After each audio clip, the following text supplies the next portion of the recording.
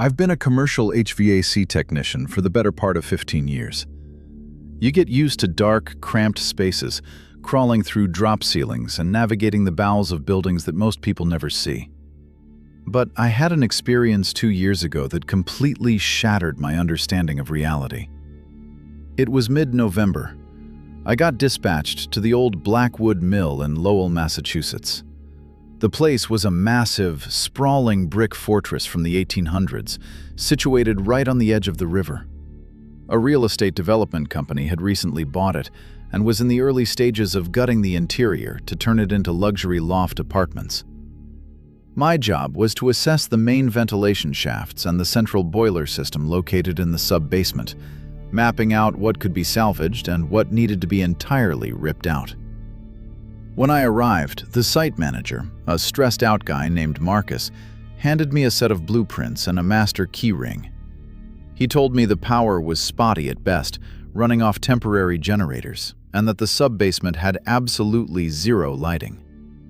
I geared up, strapped on my heavy-duty headlamp, grabbed my toolkit, and started the long descent. The stairwell down to the sub-basement was narrow, poured concrete, and slick with decades of moisture. As soon as I pushed the heavy, rusted metal fire door open at the bottom, a wave of cold, stagnant air hit me. It smelled heavily of wet ash, oxidizing iron, and something faintly sweet like rotting wood. My work boots splashed into an inch of standing water. The beam of my headlamp cut through the absolute pitch black, illuminating massive cast iron boilers that looked like sleeping metal beasts. I set my bags down on a dry concrete pad and pulled out the blueprints. It was dead silent down there, save for the rhythmic, echoing drip of water from somewhere deep in the shadows. I spent about 45 minutes tracing the main exhaust lines, taking notes, and shining my light up into the cavernous ceiling to check the ductwork. Then, I heard a sharp, metallic clink. It sounded exactly like a heavy steel wrench being dropped onto a metal grate. I immediately swung my headlamp toward the sound. "Hello?" I called out, my voice echoing off the damp brick walls. "Anyone down here?" "Just making the rounds." The voice came from the far corner, near the oldest and largest of the boilers. It was a gravelly, deep voice, thick with a heavy, old-school Boston accent. Out from behind the massive iron structure stepped an older man. What struck me first was how he was dressed. He wasn't wearing the standard high-vis gear, a hard hat, or steel-toe boots like the rest of the crew upstairs. He wore faded, heavy canvas overalls, a soot-stained thermal undershirt, and a worn, flat cap. His face and hands were smeared with dark grease, and in his right hand he held what looked like an antique railman's flashlight, the kind with a square metal body and a large, round glass lens. "Didn't expect anyone else down here today," I said, relaxing a bit and lowering the beam of my headlamp so I wouldn't blind him. "You with the demo crew?" The man chuckled, a dry, rattling sound that seemed to catch in his throat. "Demo? No. I just keep the pipes breathing. Name's Elias. Been looking after these boilers since before you were born, kid." I figured he was some old-timer the property management company kept on payroll because he knew the building's quirks better than any modern blueprint. I introduced myself and explained what I was doing, showing him my clipboard. Elias nodded slowly, stepping a bit closer into my field of vision.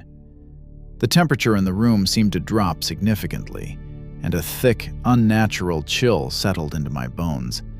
But I chalked it up to being underground in the damp, unheated basement. "You're wasting your time looking at that secondary release valve," Elias said, pointing a grubby, grease-stained finger toward a massive pipe directly above me. "The threading is stripped on the inside, rusted solid back in '68. You need to cap it off at the junction box over by the east wall." I looked down at my blueprints. The junction box wasn't even marked on the current schematics. I walked over to the east wall, shining my light behind a dense cluster of pipes, and, sure enough, there was a heavy iron junction box, completely hidden from plain view. "Wow, good catch," I said, turning back around to face him. "Hey, Elias, do you know if the—" I stopped dead in my tracks. The space where he had just been standing was completely empty. There was no sound of footsteps walking away, no splash of water on the concrete, no echo of a heavy metal door closing. He was simply gone. "Elias?" I called out into the dark. Nothing. A deep, paralyzing sense of unease washed over me. The chill in the air suddenly felt suffocating and heavy. I hurriedly packed up my tools, suddenly hyper-aware of every single shadow dancing on the walls. I practically ran up the stairs, taking them two at a time, until I burst out into the chaotic, noisy, well-lit main floor. I found Marcus by his makeshift office near the front entrance. I handed him my assessment sheet and signed the work order. "Hey, Marcus," I said casually, trying to shake off the lingering creeps. "Make sure you tell that old maintenance guy, Elias, thanks for me. He pointed out a hidden junction box down there that saved me a couple of hours." Marcus stopped writing on his clipboard and slowly looked up at me. His face lost all its color in an instant. "Who did you say?" he asked, his voice dropping to barely a whisper. "Elias, older guy, wears canvas overalls. Looked like he had grease on his face." Marcus swallowed hard and physically took a step back from me. "There is no one on this site named Elias. Nobody goes down into that sub-basement except the assessment crews. It's completely off limits to everyone else." "I'm telling you, I just talked to him for 5 minutes," I insisted, getting frustrated by his reaction. Marcus shook his head slowly. "When we bought this property, the city made us do a full historical review because of a major incident that shut the mill down for over a year. In 1973, the main boiler exploded due to a massive pressure buildup. The only casualty was the head maintenance engineer. He was trapped in the sub-basement when the release valve completely failed." Marcus reached into his desk drawer, pulled out a thick folder of historical documents, and flipped to the second page. There was a black and white newspaper clipping. The headline read in bold lettering, "Tragedy at Blackwood Mill." Below it was a picture of the exact man I had just been talking to. The heavy canvas overalls, the flat cap, the stern expression. His name was Elias Vance. He had been dead for 50 years.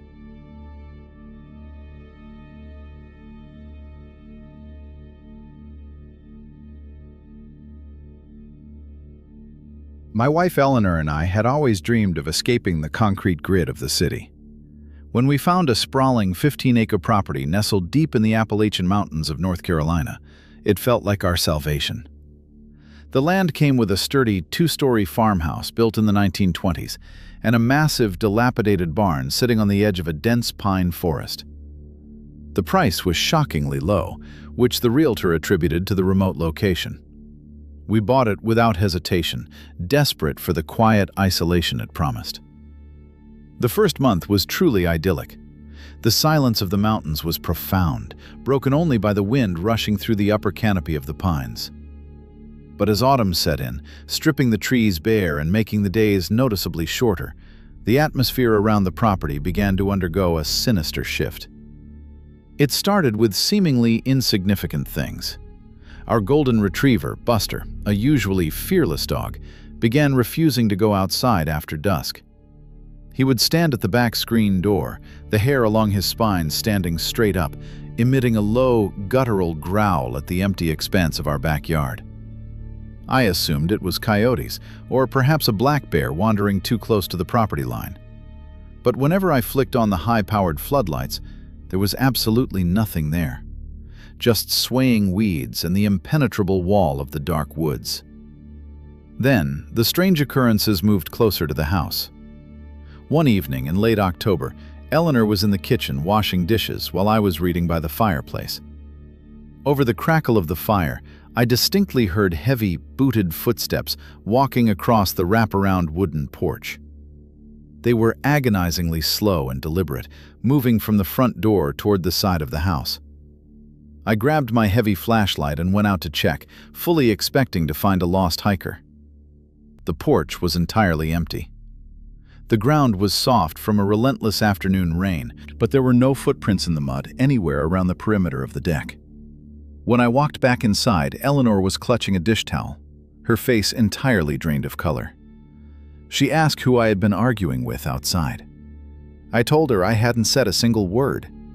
She swore she heard a low, muffled conversation taking place right beneath the open kitchen window. She described the voices as sounding thick and heavily distorted, like an old cassette tape being played backward at the wrong speed. Things escalated rapidly after that night. The house itself seemed to awaken with a hostile energy. We would be lying in bed on the second floor and hear the agonizing sound of the heavy oak dining chairs being dragged aggressively across the downstairs hardwood floor. We would rush down the steps, only to find the dining room completely untouched, the chairs tucked perfectly beneath the table. The air inside the house grew unnaturally cold, chilling us to the bone, no matter how high we cranked the central furnace. The turning point happened the week before Thanksgiving. I was out near the tree line, utilizing the last hour of daylight to clear away some dead brush near the old barn. The sun was dipping below the horizon, casting twisted shadows across the frozen dirt. As I was gathering my tools, I heard Eleanor call my name from the woods. It wasn't a shout. It was a calm, conversational tone, originating from about 50 yards deep into the darkening pines. "Arthur, come look at this." I froze completely. Eleanor had explicitly said she was staying inside to bake. I had just seen her silhouette through the kitchen window not 10 minutes prior. I yelled back into the trees, asking what she was doing out there in the freezing cold. "Just come here," the voice replied from the shadows. It sounded exactly like her, the pitch, the accent, but the cadence was terrifyingly wrong. It was too flat, completely devoid of any human emotion. A primal panic violently seized my chest. My survival instincts screamed at me not to take a single step toward those woods. I dropped my tools and sprinted across the yard back to the house. I burst through the front door, throwing the deadbolt behind me. Eleanor was standing safely in the bright kitchen. I demanded to know if she had been outside. She shook her head, stating she hadn't left the house all afternoon. That night, the oppressive activity reached its absolute peak. Around 3 a.m., we were violently jolted awake by a tremendous crash from the floor below, sounding as though all the wooden kitchen cabinets had been physically ripped off the walls. Buster started barking frantically, backing himself into the wall. We huddled together in the bed, terrified, listening intently as heavy, wet footsteps slowly began to ascend the wooden stairs. Thump. Pause. Thump. The methodical steps stopped right outside our bedroom door. We watched in sheer horror as the brass doorknob slowly began to turn. It clicked against the locking mechanism. Then, a massive weight leaned against the door, making the old wood creak and groan under the immense pressure. From the other side, we heard that same distorted voice perfectly mimicking Eleanor in the dark. "Arthur, let me in." We sat there in terrifying, breathless silence until dawn broke, as the unseen entity occasionally knocked or violently scratched at the wood. When the sun finally rose, the presence seemed to instantly evaporate. I cautiously opened the door to find deep, parallel scratches gouged violently into the hallway floorboards, leading down the stairs and out the front door, which was standing wide open. We packed whatever we could fit into our car that morning and drove away without looking back. We put the 15-acre property back on the market within a week.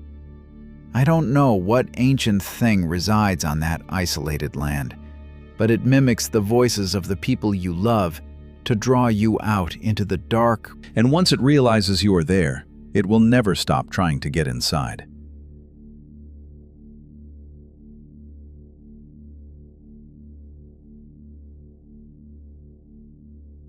It was a miserable gray Tuesday in downtown Seattle when I ran into him.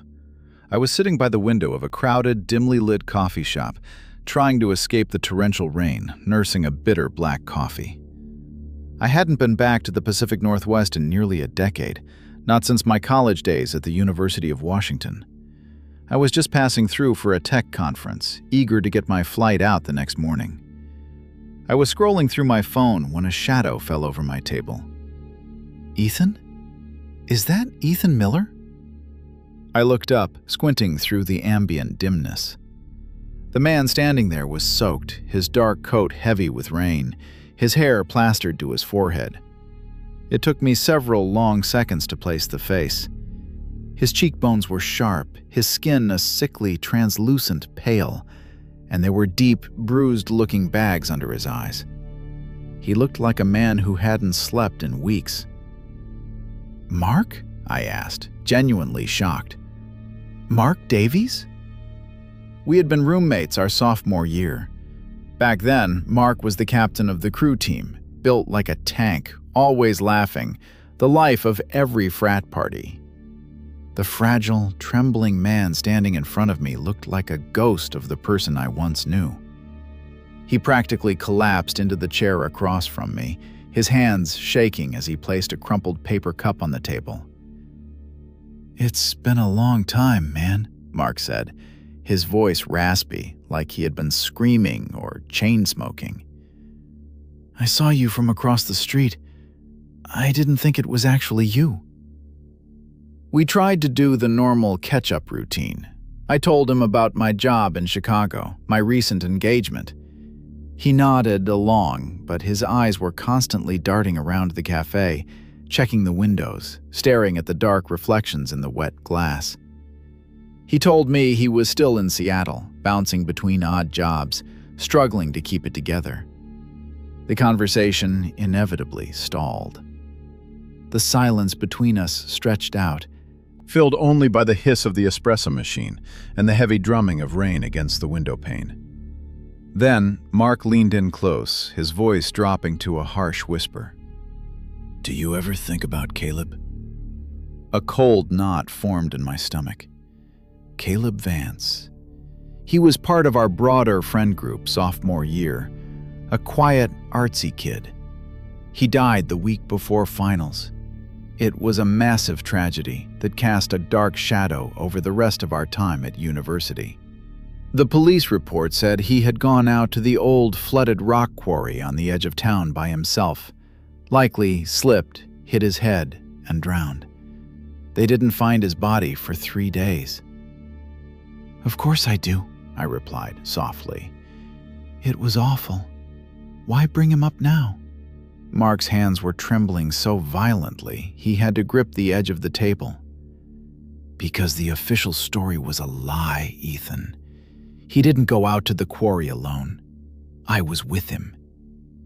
I just stared at him, unable to process what he was saying.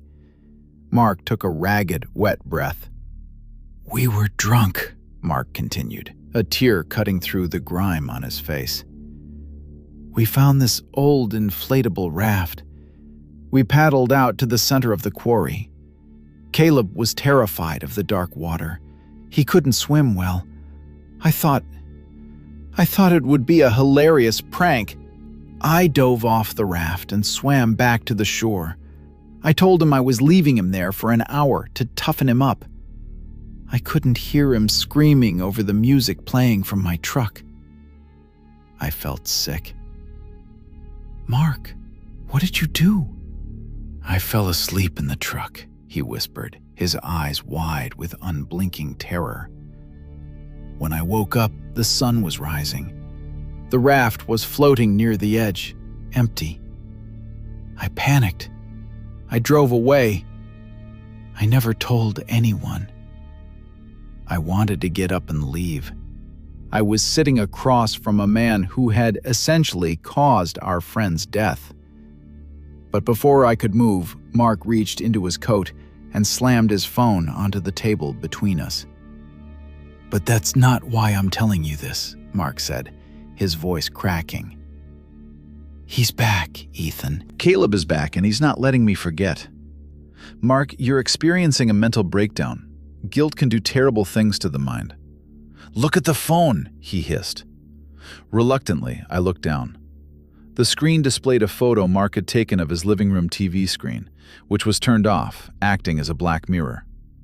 In the reflection of the dark glass, standing directly behind Mark's shoulder, was a figure. It was blurred, but undeniably human. The figure looked waterlogged, its skin gray, its clothes heavy and clinging to its frame. He swiped to the next photo.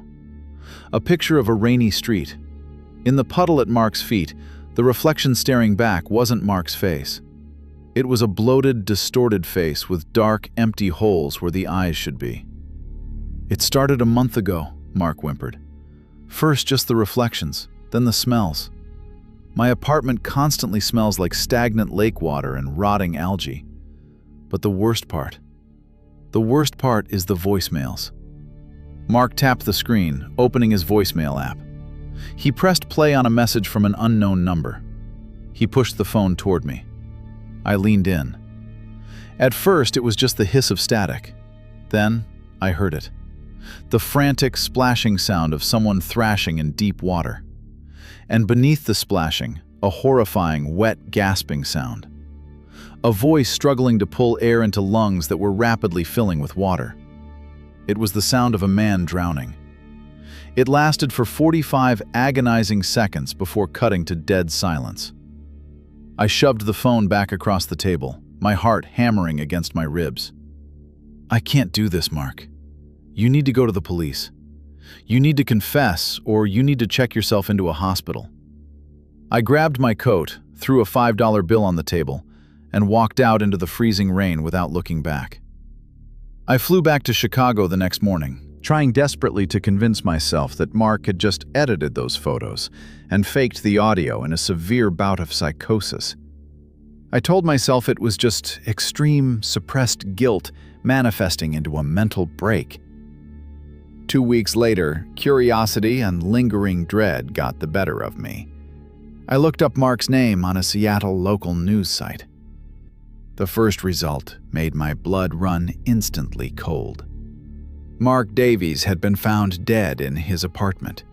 The article stated that his landlord had found him submerged in his own bathtub after complaints of a foul odor.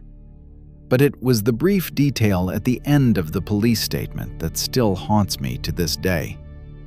The coroner ruled it a drowning, but noted a bizarre anomaly. The water found in Mark's lungs wasn't tap water. It was thick with silt, algae, and minerals, perfectly matching the stagnant water of the old flooded rock quarry outside of town.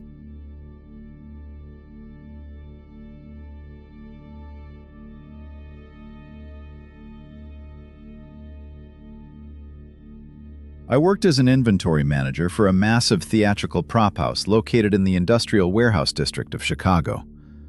The building was an old 1920s textile factory, retrofitted to hold hundreds of thousands of square feet of antique furniture, vintage clothing, and stage dressing. It was a fascinating, chaotic place during the day, bustling with set designers and loud production assistants. But at night, when the massive overhead warehouse lights clicked off, leaving only the dim safety bulbs burning at the far ends of the aisles, the building took on a suffocating, distinctly hostile personality. We called the deepest part of the warehouse the catacombs. It was Section J, tucked away in the back corner of the ground floor, where we stored the oldest, most delicate, and, frankly, the creepiest items. Victorian mourning carriages, tarnished antique mirrors, and century-old taxidermy. Nobody liked going back there. The air was always incredibly stale, smelling heavily of dry rot, mothballs, and old dust. It also always felt significantly colder than the rest of the building, regardless of the season. It was a Thursday in late October, and I was closing up alone, having unfortunately drawn the short straw for the evening shift. It was pushing 9 p.m., and a brutal autumn storm blowing in off Lake Michigan was rattling the high, frosted windows.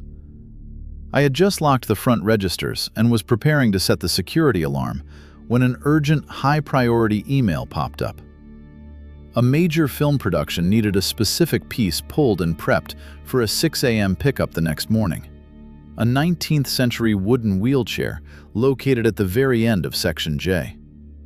I grabbed my heavy-duty flashlight and a rolling flatbed cart.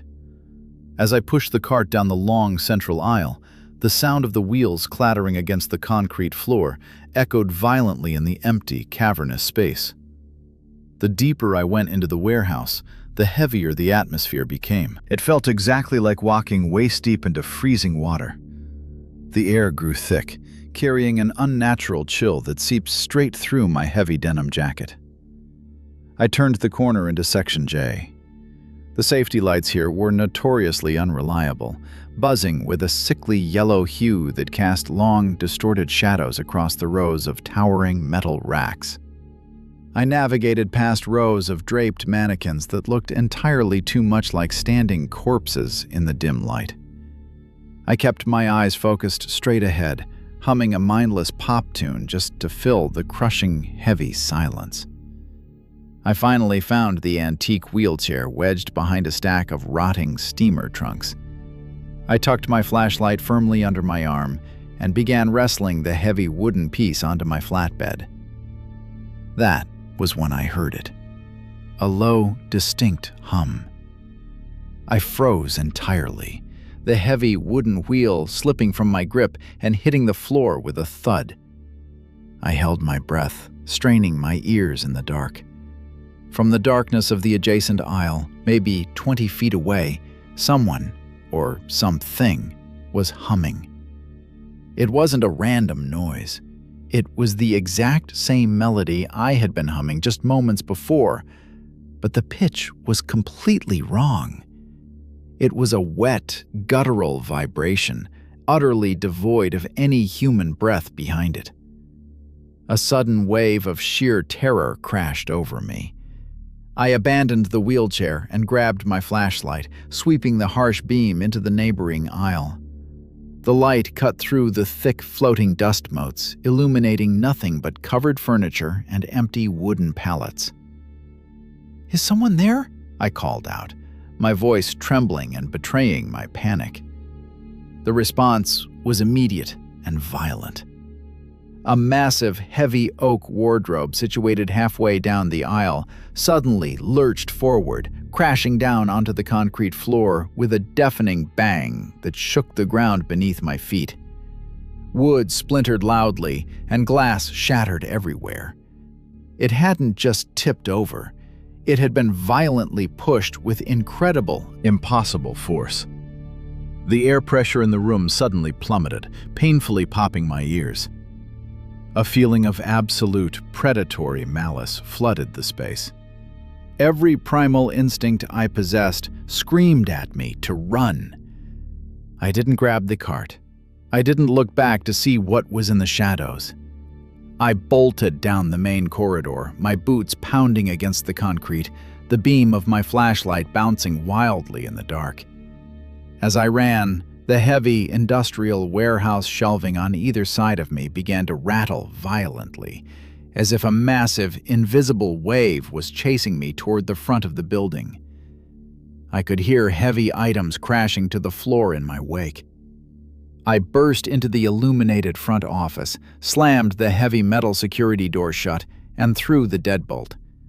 I backed away, my chest heaving, staring at the reinforced glass window that looked out onto the warehouse floor. The space beyond the glass was completely black, but the oppressive, suffocating energy was pressing heavily against the door.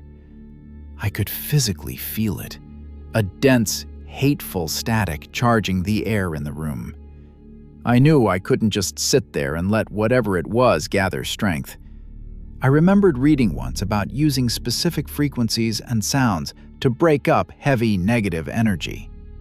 With violently trembling hands, I logged into the main office computer, which was hooked directly up to the warehouse's overarching PA system. I opened a browser, frantically typed in St. Michael's Prayer and Cleansing Chants, turned the master volume dial all the way to the maximum, and hit play.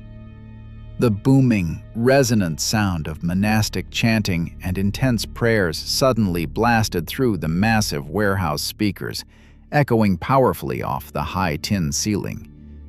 I sat huddled under the office desk for over 2 hours, letting the heavy, rhythmic prayers violently wash over the building.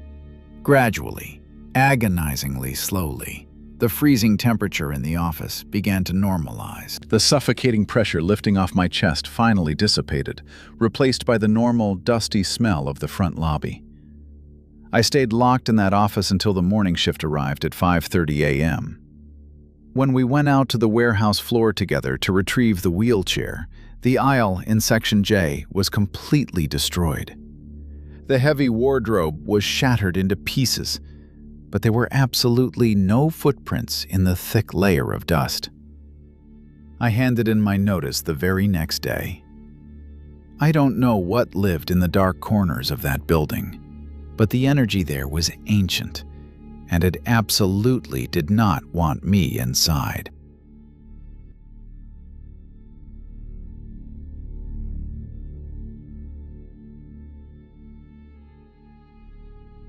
I relocated to Bend, Oregon in the dead of winter, renting a beautiful but deeply isolated A-frame cabin surrounded by miles of Deschutes National Forest.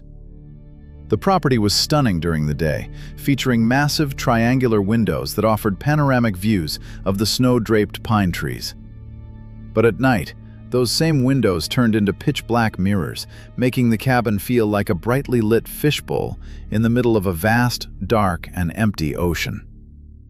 For the first 2 weeks, the absolute silence of the woods was exactly what I needed to finish my architectural drafting projects. But as January bled into February, the severe isolation began to wear heavily on my nerves. That is when the nightmares started. They weren't your typical chaotic, fragmented dreams. They were highly structured, incredibly vivid, and always exactly the same. In the dream, I would be lying in my actual bed, located in the open loft overlooking the main floor of the cabin. The room would be entirely devoid of light, except for a sickly, pale illumination seeping up from the ground floor. I would hear a sound, a slow, wet dragging noise coming from the kitchen, slowly making its way toward the wooden spiral staircase. I would lie there, completely paralyzed by a heavy, suffocating dread, listening as the dragging sound ascended the stairs, step by agonizing step. But right before whatever was making the noise reached the top landing, I would violently jolt awake, gasping for air, my heart hammering furiously against my ribs. I chalked it up to stress, cabin fever, and drinking entirely too much coffee. I tried taking melatonin, leaving a low lamp on downstairs, and even playing soft, ambient noise through my speakers. Nothing worked. The nightmare occurred almost every single night, always ending right before the entity crested the stairs. Until the night of the blizzard. The storm knocked out the power grid around 11 p.m. I built a roaring fire in the wood stove downstairs, grabbed an extra heavy quilt, and went up to the loft to try and sleep. The temperature in the cabin dropped rapidly, and the wind howled fiercely against the glass panes, sounding like a chorus of screaming voices. Exhaustion finally dragged me under. The nightmare began exactly as it always did. The paralysis, the sickly pale light, the wet, heavy dragging sound at the bottom of the stairs. Thump, drag, thump, drag. But this time, it didn't stop. In the dream, the sound reached the top of the landing. A towering, impossibly thin figure, composed entirely of swirling, dense black smoke, pulled itself into my line of sight. It had no face, no discernible features, just 2 hollow pits where eyes should have been. It loomed over my bed, bringing with it a smell like old copper and freezing, stagnant water. It reached a long, shadowy appendage toward my chest. I screamed in the dream, fighting the paralysis with every ounce of willpower I possessed. My eyes snapped open in reality. I shot up in bed, my chest heaving, icy sweat clinging to my skin. The fire downstairs had burned out completely, leaving the cabin freezing and plunged into absolute darkness. Outside, the blizzard was still raging, but the clouds had parted just enough to let a sliver of bright, silver moonlight filter through the high A-frame windows. I sat there for several minutes, waiting for my adrenaline to subside, telling myself it was just a severe night terror. I took a deep, shaky breath, rubbed my eyes, and looked toward the top of the spiral staircase, expecting to see the empty landing. My blood ran instantly cold. There, standing perfectly still in the corner of the loft, completely blocking the only exit down the stairs, was the shadow from my dream. It wasn't a trick of the moonlight. It wasn't a heavy winter coat hung over a chair. It was a three-dimensional void, an area of the room where the darkness was so dense and absolute that it seemed to actively absorb the faint moonlight around it. It was easily 7 feet tall, unnaturally thin, and its presence caused the air in the room to feel thick, heavy, and intensely static, like the atmosphere right before a massive lightning strike. I stopped breathing entirely. I couldn't move a single muscle. My brain desperately tried to rationalize what I was seeing, trying to force the shape to become something mundane. But then, the shadow moved. It didn't walk.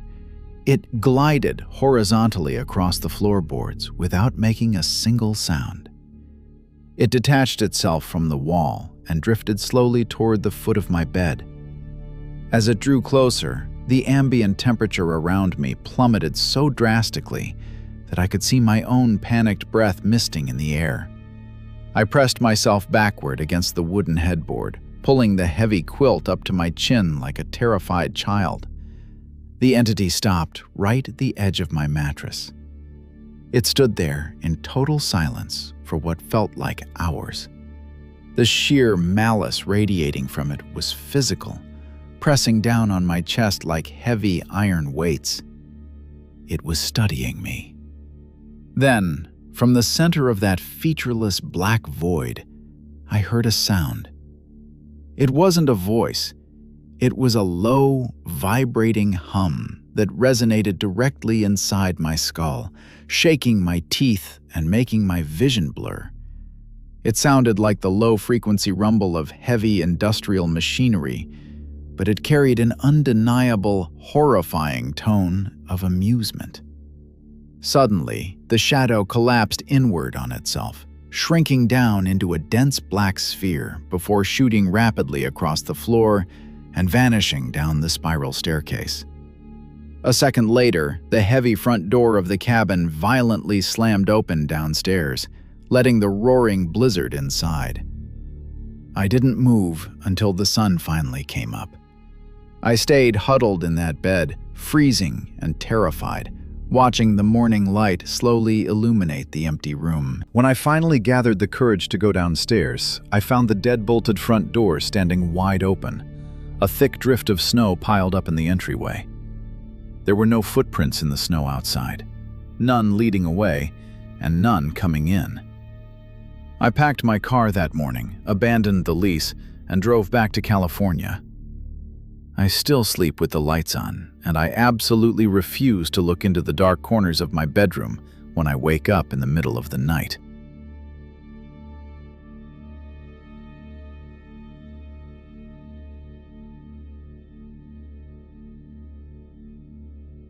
I moved into a historic, semi-detached townhouse in the heart of Savannah, Georgia, just over 3 years ago. The city is famous for its breathtaking architecture, weeping Spanish moss, and an undercurrent of dark, lingering history that you can practically feel in the cobblestones. The house itself was built in the late 1880s. It was a massive, imposing structure with original heart pine hardwood floors, towering 12-foot ceilings, and tall, narrow windows that always made the interior feel a bit too shadowy, even at noon. The kitchen had been modernized somewhere in the late 90s, fitted with dark granite countertops and heavy oak cabinets, but it still felt distinctly out of place, as if the modern appliances were intruding on a space that belonged to another century. My roommate, a nursing student named Liam, worked grueling night shifts at the local hospital. That meant I was alone in that massive, drafty house for the majority of the time. I've always been comfortable in my own company, but that house had a specific kind of heavy atmosphere. It wasn't just quiet, it was an oppressive, expectant silence. It was a humid Tuesday in mid-April, and I had taken the afternoon off to prepare a small surprise birthday dinner for Liam. I wanted everything to be perfect before he woke up. I went to a local party supply store and bought a half-dozen black and gold helium balloons. When I got home, I tied the cluster of ribbons securely around a heavy, solid brass antique paperweight that I kept permanently placed on the massive granite kitchen island.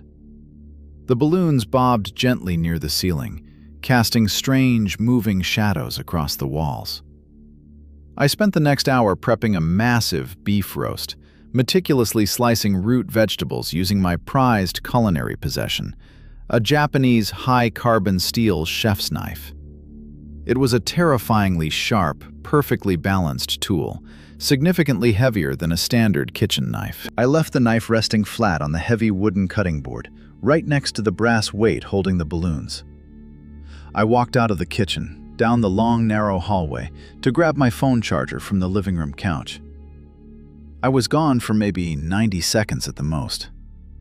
There were no open windows. The air conditioning was entirely shut off. There was absolutely no draft in the house. I walked back into the kitchen and stopped dead in my tracks. The chef's knife was no longer on the cutting board.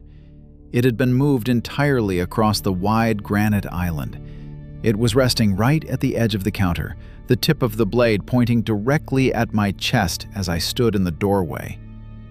My brain immediately scrambled to find a logical explanation. Did it roll? Impossible. It was a flat, heavy piece of steel. Did it slide? The granite island was perfectly level. Did I absent-mindedly move it myself and forget? I retraced my exact steps in my mind, absolutely certain I had left it resting on the scarred wood. A cold, prickling sensation washed over the back of my neck, raising the hairs on my arms. I cautiously approached the island, picked up the knife by the handle, and placed it firmly back onto the exact center of the wooden cutting board. I took a few steps back, deciding to just stand still and watch the room for a moment. That is when the balloon strings caught my attention. The 6 ribbons hanging from the floating balloons were gathered together, tied tightly to the brass paperweight. Suddenly, the ribbons went completely taut. The balloons were violently pulled downward, fighting against the helium, as if an invisible hand had firmly grabbed the middle of the strings and was pulling them down toward the counter. I watched, completely paralyzed by a sudden, primal terror, as the heavy brass paperweight began to slowly drag across the polished granite surface. It made a horrifying, high-pitched scraping sound that echoed loudly in the quiet kitchen. The weight dragged an inch, then 2 inches. It was moving directly toward the wooden cutting board where the chef's knife lay. The tension on the strings was immense. They looked like they were going to snap under the invisible pressure. Then, the unseen force seemed to shift its focus. The paperweight stopped moving. Instead, the handle of the chef's knife slowly lifted off the wooden cutting board. The heavy steel blade remained resting on the wood, acting as a fulcrum, but the black handle was elevated by at least 3 inches, defying gravity entirely. It hovered there for 3 agonizing seconds. I couldn't breathe. I couldn't blink. I was trapped in a suffocating state of shock. Slowly, methodically, the knife was rotated horizontally in the air. The razor-sharp edge of the blade was brought directly against the tightly pulled balloon strings. With a sudden, violent downward motion, the invisible force drove the knife straight through the ribbons. The strings severed instantly. The balloons shot upward, hitting the 12-foot ceiling with a series of soft thuds. The heavy chef's knife was slammed down onto the granite countertop with a deafening metallic crash. The brass paperweight rolled off the edge of the island, hitting the hardwood floor and leaving a deep dent in the wood. The kitchen plunged back into absolute, suffocating silence. I didn't stay to investigate. I didn't wait for Liam to wake up. I grabbed my car keys from the hook by the front door and ran out of the house without even locking the deadbolt. I sat in my car, parked 3 blocks away, violently shivering for over 2 hours. When Liam finally answered his phone, I told him I wasn't coming back inside until he was standing in the front yard. We broke our lease a month later. We lost our substantial security deposit, but neither of us cared. Whatever occupied that historic townhouse didn't want us there, and it certainly didn't mind using physical weapons to make its point.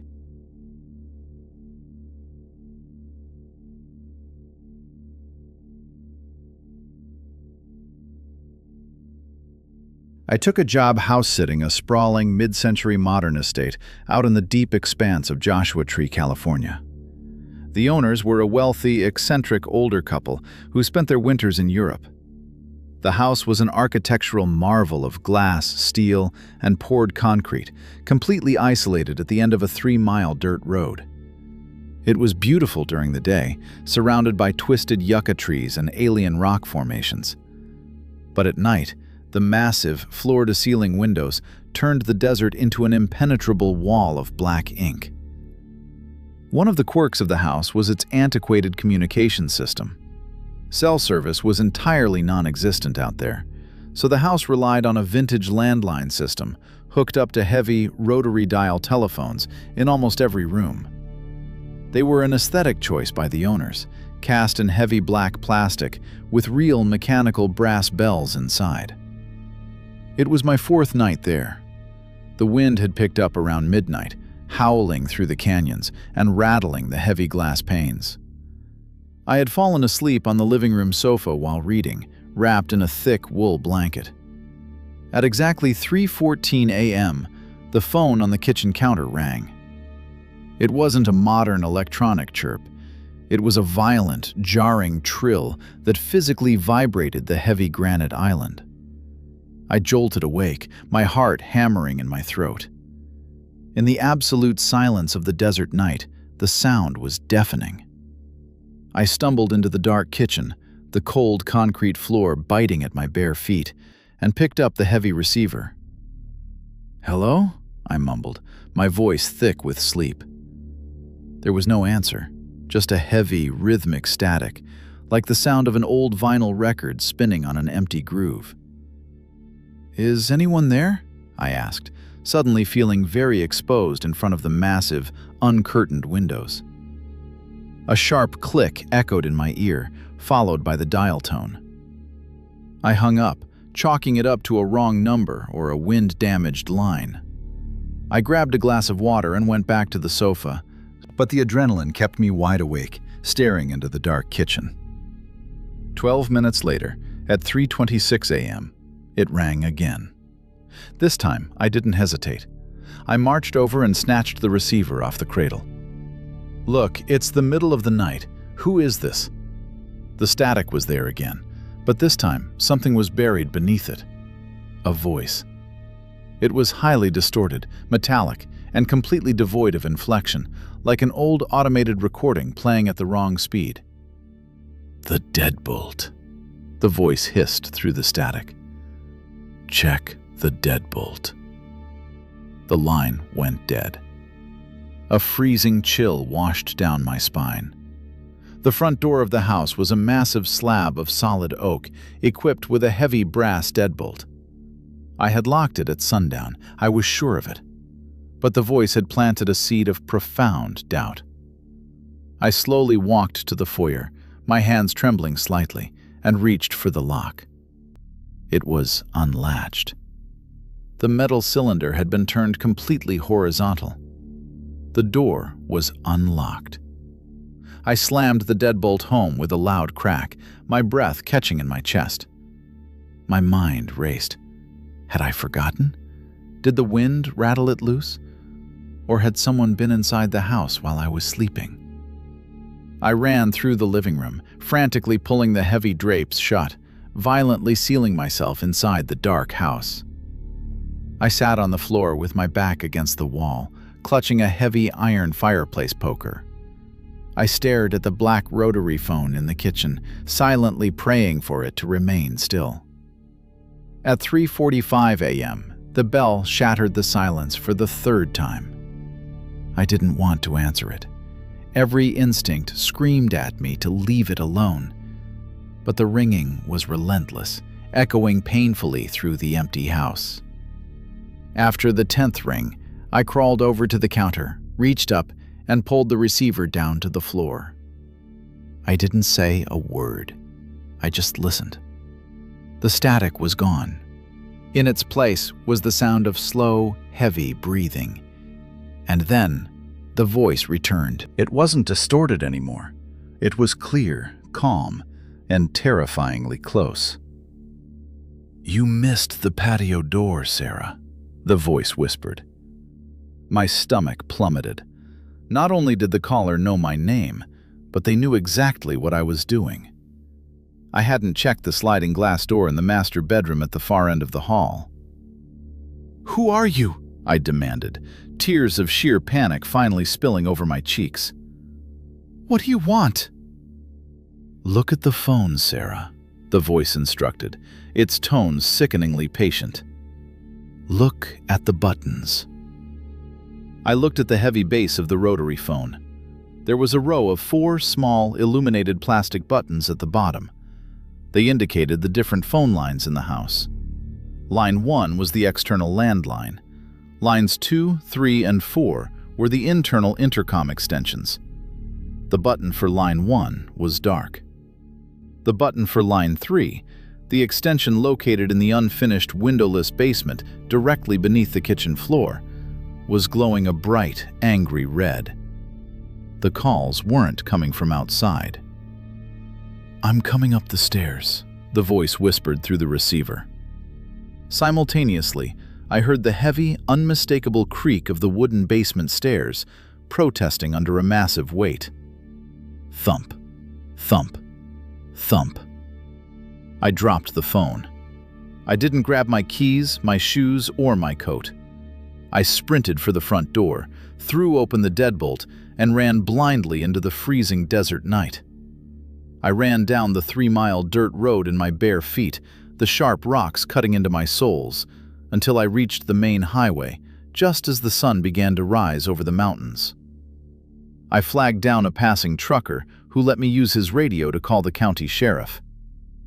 The police searched the Joshua Tree estate for 6 hours. They found nothing. The house was completely empty, the basement undisturbed. But when the lead deputy came out to take my final statement, he looked deeply unsettled. He told me they had checked the phone line in the basement. The receiver was hanging off the hook, dangling by its cord over the concrete floor. But the heavy steel wire connecting the basement phone to the house's internal junction box had been violently severed with a pair of heavy bolt cutters. It had been completely disconnected for over a week. There was absolutely no physical way that phone could have made a call.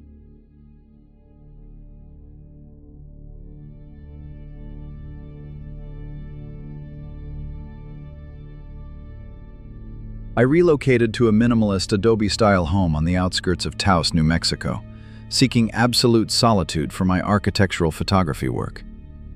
The property sat on 10 acres of arid, high-desert scrub, miles from the nearest paved road.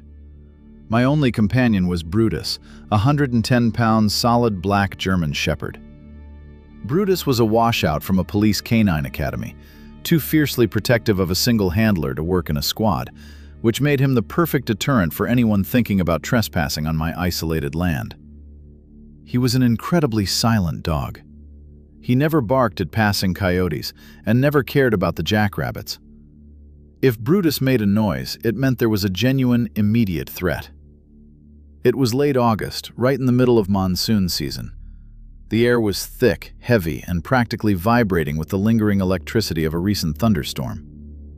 I had fallen asleep in the master bedroom, which featured a set of heavy, double-paned sliding glass doors that opened directly onto a back patio overlooking the vast, empty expanse of the desert. I was jolted awake at exactly 3:17 a.m. It wasn't a loud noise that woke me, but a physical vibration resonating through the floorboards. I sat up, blinking in the absolute darkness. Brutus was standing at the foot of the bed, perfectly rigid. His head was lowered, his ears pinned flat against his skull, and his lips were curled back, exposing his teeth. From deep within his massive chest came a continuous, guttural rumble, a terrifying sound that I had never heard him make before. It was the sound of a predator recognizing something higher on the food chain. I reached over and grabbed the heavy metal flashlight I kept on my nightstand. "Brutus, what is it?" I whispered. He didn't break his focus. His eyes were locked dead center on the sliding glass doors leading out to the patio. The heavy blackout curtains were drawn shut, completely blocking the view. I slipped out of bed, the cold tile shocking my bare feet, and slowly moved toward the window. My heart began to hammer violently against my ribs. I lived miles from anyone. There was no reason for a person to be out there in the pitch-black desert at 3 in the morning. I reached out and pulled the heavy curtain back just an inch. The moon was hidden behind a thick layer of storm clouds, leaving the desert completely swallowed by darkness. My motion sensor floodlights, which were highly sensitive and usually triggered by a passing tumbleweed, remained entirely off. The patio was empty. I let out a shaky breath, turning back to Brutus. "It's nothing, buddy. Just the wind." But Brutus didn't relax. Instead, he took a slow, deliberate step forward, inserting his massive body directly between me and the glass. He let out a single, deafening bark. It was so loud and sudden in the quiet room that my ears rang. Then, from the other side of the glass, something answered him. It wasn't a coyote howl, and it certainly wasn't human. It was a sharp, rapid clicking sound, like heavy stones being struck violently together, followed by a wet, ragged exhalation of breath that visibly fogged the outside of the glass right at my eye level. Someone, or something, was standing pressed flat against the door, entirely bypassing the security sensors. A wave of primal terror washed over me. I stepped back, my grip tightening agonizingly on the heavy flashlight. Brutus threw his front paws up against the glass, snapping his jaws aggressively at the invisible entity on the other side. The clicking sound stopped. Then, a voice spoke from the darkness outside. "Open the door, David." My blood ran instantly cold. David is my older brother's name. He lives in Boston. He hasn't visited me in New Mexico in over 2 years. The voice sounded exactly like him, capturing his specific inflection. But the tone was entirely flat, completely devoid of any underlying emotion. It sounded like a cheap audio recording being played back through a damaged speaker. "Let me in, David. It is cold out here." Brutus completely lost his mind. He began throwing his entire 110-pound weight violently against the reinforced glass, snarling and tearing at the frame. He wasn't just trying to attack. He was trying to put a physical barrier between me and whatever was standing on the patio. I didn't answer the voice. I backed away until I hit the opposite wall of the bedroom, keeping my eyes glued to the dark crack between the curtains. I reached blindly for my phone on the dresser and dialed the local sheriff's department. I told the dispatcher there was a trespasser directly outside my bedroom attempting to break in. The standoff lasted for 20 agonizing minutes. The entity never tried to force the door, never hit the glass. It just stood there in the dark, occasionally repeating my brother's name in that flat, dead voice, while Brutus relentlessly guarded the entry point, foaming at the mouth with exhaustion and rage. When the distant flash of red and blue lights finally appeared on the dirt road leading to my property, the suffocating pressure in the room suddenly vanished. Brutus stopped barking. He dropped to all fours, panting heavily, and began aggressively sniffing the bottom track of the sliding door. 2 deputies searched my property with high-powered spotlights. They found no one. My motion sensors were perfectly functional when they walked past them, but when they examined the back patio, the older deputy called me outside. Directly in front of my bedroom doors, pressed deep into the damp, rain-softened mud of the flower bed, were tracks. They were large, deeply set, and entirely inexplicable. They didn't resemble a boot print, a bear paw, or a mountain lion track. They looked like elongated, bare human feet, but with an extra joint in the toes, and they were spaced entirely too far apart, indicating a stride that belonged to something unnaturally tall. The tracks approached the glass directly from the deep desert, stopped at the window, and then simply vanished, as if whatever had been standing there had just ceased to exist when the sirens approached. I installed heavy iron security bars over every window the very next day. Brutus never leaves my side after the sun goes down, and I never look out the windows when I hear a familiar voice calling from the dark.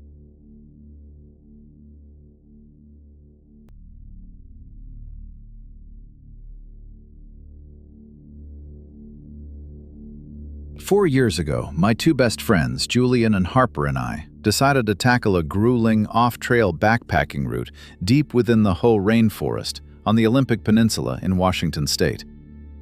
We were experienced hikers, tired of crowded national park trails and looking for true isolation. The Hoh is an ancient, sprawling, temperate rainforest. It's aggressively green, draped in thick moss and perpetually damp. It feels prehistoric, a place where humanity hasn't fully asserted its dominance.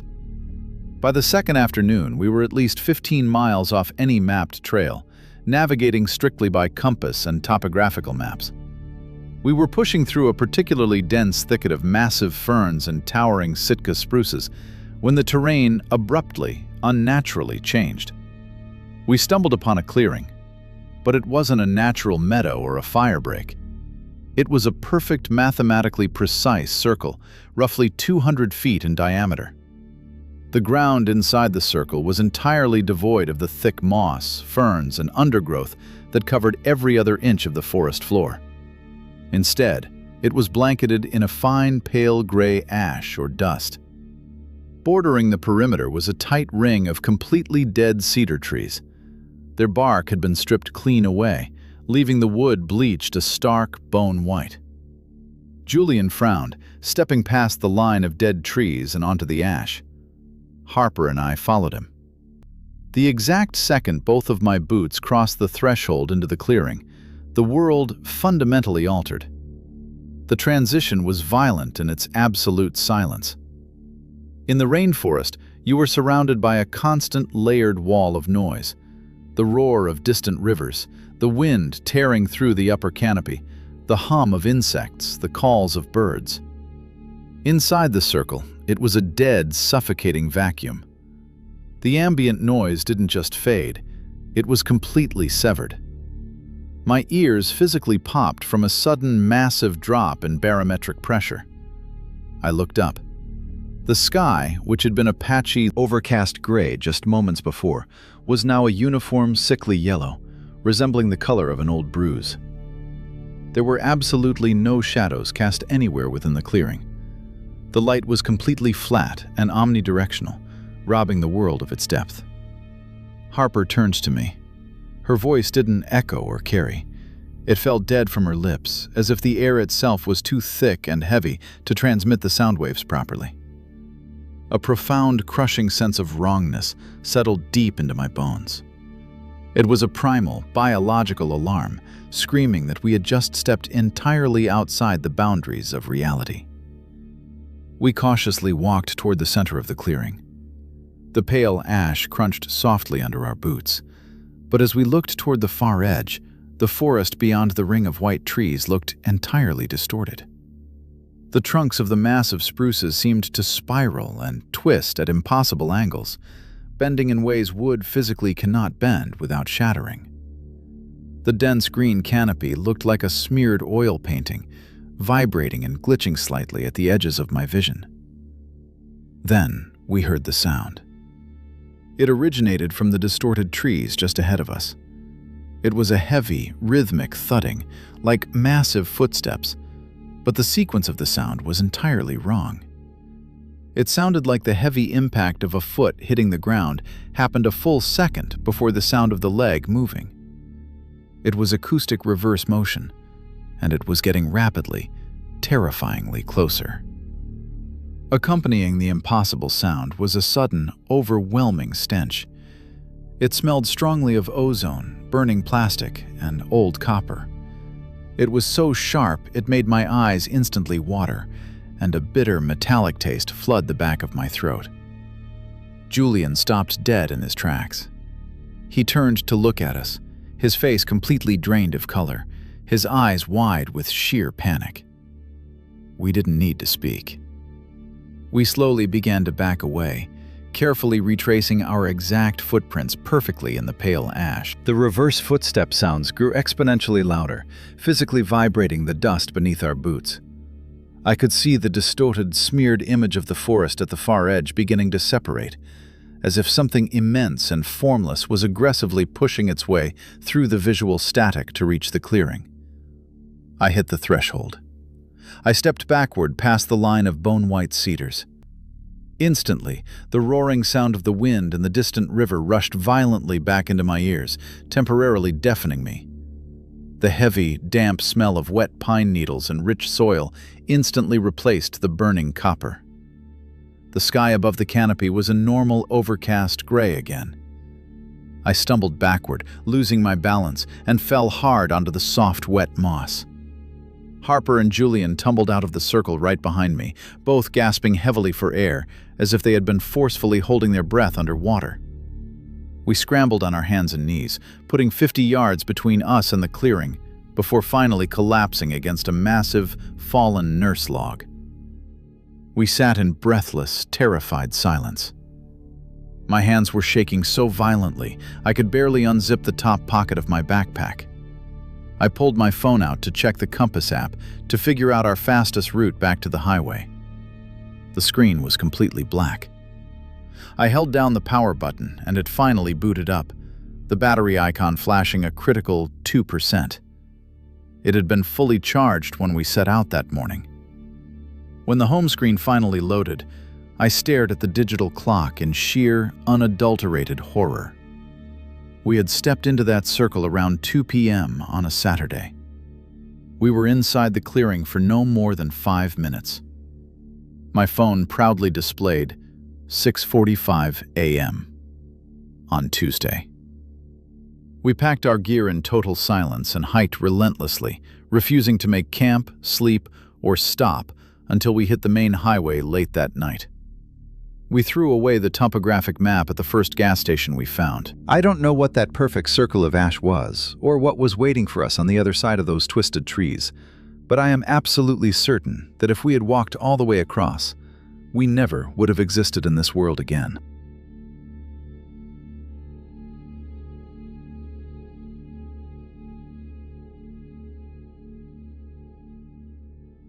I took a job as a night auditor at the Hotel Majestic, a sprawling Gothic Revival monolith perched on the edge of a jagged cliff overlooking the freezing waters of the Oregon coast. Built in 1924, the hotel was a labyrinth of dark mahogany paneling, faded brass fixtures, and miles of heavily patterned carpet that seemed to absorb every sound. During the summer, it was a bustling tourist trap, But during the brutal coastal winters, the guest list would dwindle to almost zero, leaving me entirely alone to manage a massive, empty, and incredibly drafty building from 11 at night until 7 in the morning. The graveyard shift was usually an exercise in profound boredom. I would balance the daily ledgers, run the automated security sweeps, and drink endless cups of bitter coffee behind the heavy oak reception desk. The only sounds were the relentless crashing of the ocean waves against the cliffs below and the settling groans of a century-old building. My third week on the job, a massive Pacific storm rolled in. The rain was torrential, lashing against the tall lobby windows like handfuls of gravel, and the wind howled through the ornate eaves. Around 2:30 a.m., I was sitting at the desk, reading a paperback, when the antique PBX switchboard behind me suddenly buzzed. I spun around in my chair. The switchboard was a relic they kept functional for aesthetic reasons, a massive board of brass plug-ins and small indicator lamps. A single amber light was flashing rapidly. It was line 314. Room 314. A cold knot formed instantly in my stomach. The entire third floor was closed for the off-season. Furthermore, room 314 had been completely gutted off the main hallway 2 weeks prior due to severe black mold in the walls. The drywall was ripped out, the furniture was gone, and, most importantly, the telephone line had been physically severed by the demolition crew. There was no phone in that room. I stared at the blinking amber light, listening to the harsh mechanical buzz. Logic told me it was a short circuit caused by the violent storm outside. Water had probably seeped into the old copper wiring inside the walls. Taking a deep breath to steady my sudden, irrational nerves, I picked up the heavy black receiver and plugged the brass connector into the port for 314. "Front desk," I said, expecting to hear nothing but the hiss of electrical static. There was no static. The line was crystal clear, but nobody spoke. Instead, I heard the distinct, unmistakable sound of water splashing. It wasn't the sound of rain hitting a window. It was a heavy, rhythmic splashing, like someone slowly, deliberately moving their arms through a full bathtub. "Hello? Is someone there?" I asked, my voice cracking slightly. The splashing stopped. For 10 agonizing seconds, there was absolute silence. Then, a voice came through the earpiece. It was a woman's voice, terribly distorted, sounding wet and choked, as if she were trying to speak with a throat full of thick mud. "It's overflowing," she gasped, the sound accompanied by a horrifying, wet, gurgling noise. "The water is freezing. Please come up." The line went dead with a sharp click. I dropped the receiver onto the desk, my hands shaking so violently I knocked over my coffee mug. The dark liquid pooled across the ledger, but I didn't care. I stared at the security camera monitors mounted under the desk. The camera for the third-floor hallway showed a long, empty corridor, illuminated only by the dim, flickering emergency sconces. The door to room 314 was shut tight, a heavy plastic tarp taped over the frame by the construction crew.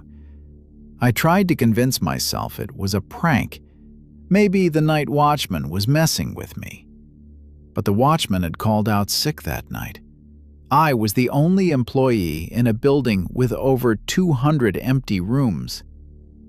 Then, the antique brass elevator indicator above the lobby doors groaned to life. The heavy gears ground together with a deafening screech in the quiet lobby. The iron arrow on the dial slowly began to move. It was descending. From the third floor. I couldn't move. I was completely paralyzed by a wave of primal, suffocating terror. I watched the arrow inch downward. Floor 2. Floor 1. Lobby. The elevator landed with a heavy, metallic thud. The brass doors slowly slid open. The cab was completely empty. I let out a shaky breath, feeling a hysterical laugh bubbling up in my chest. It was just a mechanical failure, an old building short-circuiting in a storm. Then I looked at the floor of the elevator. Puddled on the antique carpet inside the cab was a massive pool of dark, stagnant water. And leading out of the elevator cab, pressing directly into the red carpet of the lobby, was a set of wet, bare footprints. They weren't walking toward the front doors to leave. They were walking methodically toward the front reception desk. I watched in absolute horror as fresh, wet footprints began to manifest on the dry carpet, pressing down into the fibers one by one, moving closer to the heavy oak counter where I was standing. The smell of rotting seaweed and stale, freezing water suddenly violently assaulted my senses. The air temperature in the lobby plummeted, causing my breath to mist in front of my face. The footprints stopped exactly 2 feet in front of the reception desk, directly across from me. I didn't look up. I didn't want to see what was standing on the other side of the high wooden counter. I kept my eyes locked on those wet, bare footprints. Slowly, agonizingly, I heard the sound of heavy, waterlogged fabric dragging against the mahogany wood of the desk, pulling itself upward. Then, a freezing, wet hand, skin pale and pruned, slammed down onto the counter right next to my ledger. I didn't scream. I turned and bolted. I burst through the employee exit in the back office, sprinted through the torrential rain to my car, and drove down the treacherous mountain road doing 80 miles an hour. I never went back to the Hotel Majestic. I mailed my keys to the manager 2 days later. When he called to ask why I quit without notice, I told him what happened. He was completely silent for a long time. He eventually told me that in 1968, a woman had taken her own life in the clawfoot tub of room 314. The hotel had covered it up to avoid a scandal, but she never actually checked out, and whatever was in that room absolutely did not want me ignoring her call.